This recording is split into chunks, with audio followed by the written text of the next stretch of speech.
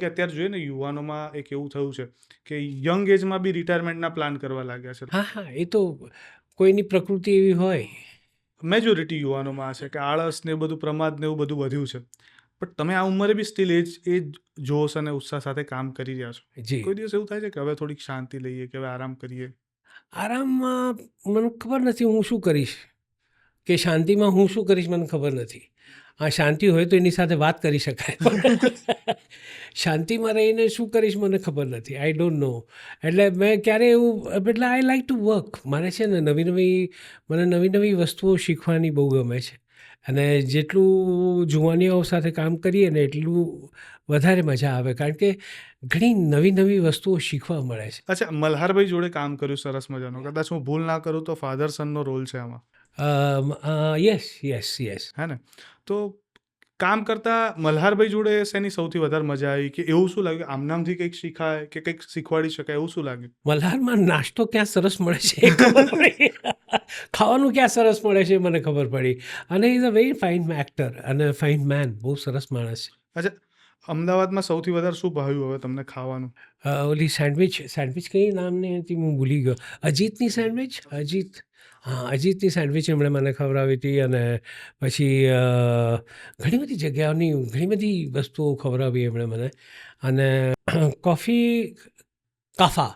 કાફામાં એમણે મને અવાકાડોની સેન્ડવિચ ખવડાવી, જે મને બહુ જ ભાવી. અને એક ઓલું થઈ ગયું છે હવે, એક પિલગ્રિમેજ જેમ જઈએ ને આપણે એવી રીતે ત્યાં જઈને એ ખાવાની મજા આવે છે. ઓકે. અચ્છા, આ ફિલ્મની અંદર જે દાદી છે, એટલે જય માતાજી લેટ્સ રોક્સ છે, જો જે પોસ્ટરમાં જે દાદી દેખાય છે, એ દાદી સાથેનો કોઈ કિસ્સો કે પ્રસંગ હોય મજાનો? એક લાઈન ઇમ્પ્રોવાઇઝ મેં કરી હતી જે એમને નહોતી ગમી. એટલે પછી મેં કીધું કે હવે હું શું કરું, પણ આ બહુ સારી છે અને ડાયરેક્ટરે કહ્યું પણ આ રાખો, આ કરવા જેવી છે. હું એમને લેવા જઉં છું એક જગ્યાએથી, અને મને કહે છે કે તું અહીંયા શું કામ આવ્યો, છાણના પોદળા?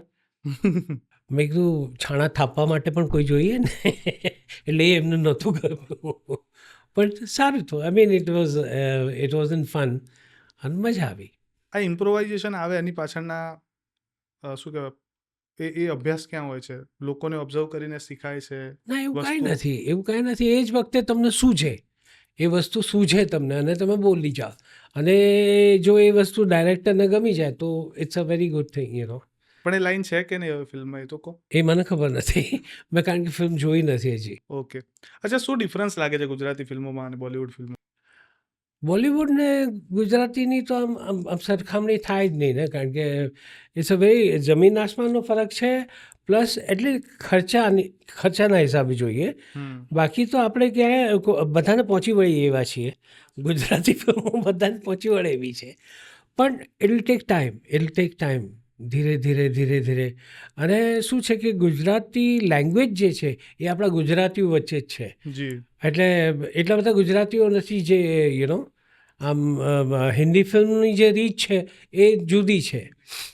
પણ લાગે છે કે ગુજરાતી ફિલ્મો ઇન ફ્યુચર કે બહુ નજીકના સમયમાં હવે એ થશે કે ડબ થઈને હિન્દી લેવલ ઉપર જાય ને હિન્દી ઓડિયન્સ પણ એટલી જ વધારે પ્રમાણમાં જોવે? હિન્દીમાં પણ બને જ છે ને. આપણી એક ફિલ્મ હમણાં બની, વશ. બસ બની ને હિન્દીમાં. સો એ નો, તો હું જે પરસેપ્શનથી કહી રહ્યો છું ને એ કેવું છે કે જેમ કે સાઉથની ફિલ્મો તેલુગુ. આઈ નો પણ ડબિંગ થઈ શકશે. ડબિંગ પણ થશે. અને સી પ્રોડ્યુસર બિચારો આ ખર્ચામાંથી બહાર નીકળે તો પછી ઓલા ખર્ચાનો વિચાર કરે. It's a tough job. એક ફિલ્મને હિટ કરવા માટે ઘણી બધી વસ્તુઓ લાગતી હોય છે. અને ધીમે ધીમે આપણે શીખી રહ્યા છીએ કેવી રીતે હિટ કરી શકાય.